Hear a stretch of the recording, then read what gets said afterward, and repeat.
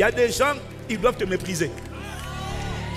Regarde, nous on parlait avec Maman Maud, je ne donnerai pas de détails. Mais aujourd'hui là, il y a des gens, à force de nous mépriser. Hier on tolérait, hier on supportait. Il y a des gens, à force de nous mépriser. Tu vois, je supportais, j'endurais, j'encaissais. Et puis la semaine dernière là, l'Esprit m'a parlé. Il m'a dit lève-toi. Tu sais, ma première société d'édition, je l'ai créée parce que j'avais été méprisé. J'avais sorti des produits priant ensemble. Tu te rappelles, non? J'avais sorti ça. Je vais à la librairie, on m'a traité comme un malpropre. J'ai affronté les bouchons. J'emmène. On me dit, j'appelle la librairie, je dis, est-ce que je peux vous amener des CD? Ça s'appelle Prions ensemble. Je pense que ça va faire du bien à beaucoup de gens. Et ils me disent, ok, emmenez. J'amène mes CD. Ils me disent, ah, on n'en veut pas. J'ai dit, bon, est-ce que je peux vous laisser? Bon, c'est pas grave. Je peux vous laisser quand même au moins 50 ou 25.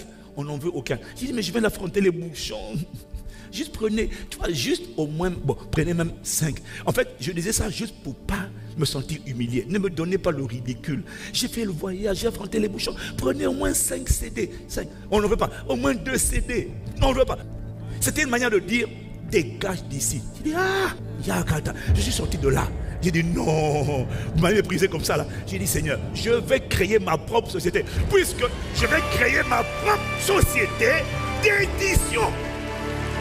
Je vais imprimer mes propres livres, je vais imprimer mes propres supports, je vais tout faire tout seul. Et je t'ai expliqué, non? Quelque temps après, quand les gens commençaient à prendre les produits partout dans le monde, les gens achetaient. Un jour, ils ont appelé, est-ce qu'on peut voir vos produits? J'ai dit, ah bon? Vous êtes qui? Nous sommes la librairie Intel. J'ai dit, ah bon? Reposez la question encore. Mais quand c'est comme ça, tu n'es plus amer. Il faut pardonner aux gens qui t'ont méprisé. Ils t'ont fait du bien. Ah, j'ai dit que cette année, c'est l'année où tu vas voir que les gens qui t'ont fait du mal t'ont rendu service. Tu vas remercier les gens qui t'ont diminué. Tu vas remercier les gens qui t'ont rabaissé. Voilà pourquoi il ne faut pas pleurer. Il ne faut pas dire je vais porter plainte. Non!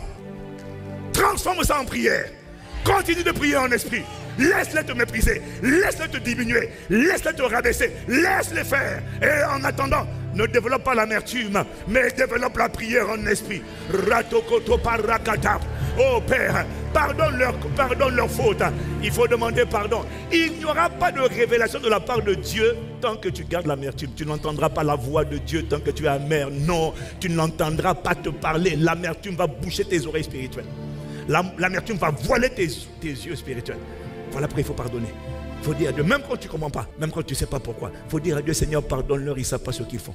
Voilà. Et quand tu demandes pardon à Dieu, ton cœur est préservé dans l'amour, ton cœur est préservé dans la bonté, ton cœur est préservé dans la joie du Seigneur. Tu ne peux pas laisser le mal que les gens t'ont fait affecter ta joie. Non, la joie du Seigneur sera ma force. La joie du Seigneur, c'est une joie qui dépend de mon obéissance à Dieu et non pas de comment les gens se comportent. Si Satan sait que pour te rendre dépressif, il faut faire quelque chose, il vient de trouver la formule. Il faut que Satan soit déprimé à ton sujet. C'est-à-dire qu'il dit, mais je ne comprends pas. On essaie par là, ça ne marche pas. On essaie par là-bas, ça ne marche pas. Pourquoi? Parce que moi, ma joie, elle ne dépend pas des circonstances. La joie du Seigneur est ma force.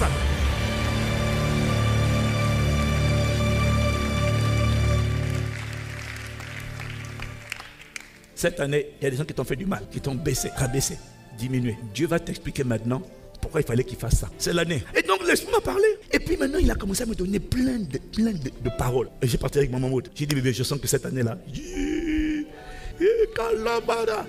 les gars vont être choqués. Les gars vont être surpris. Il y a des gens qui t'ont diminué. Ils ont confondu plantation et enterrement. Parce que je ne faisais rien. Parce que tu ne réponds pas, parce que tu vois, non, ils t'enterrent, ils tapent, et puis tu rentres dans le sol, ils te piétinent, tu rentres, et ils ne savent pas que ce n'est pas mon enterrement, c'est juste ma plantation pour un temps avant de ressusciter. C'est l'année de ta résurrection.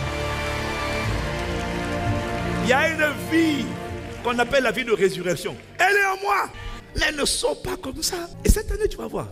Voilà pourquoi il faut prier. Ce n'est pas prier de lamentation. Seigneur, venge-moi de mes ennemis. Seigneur, prends l'épée, prends le sabre, frappe-les. Non.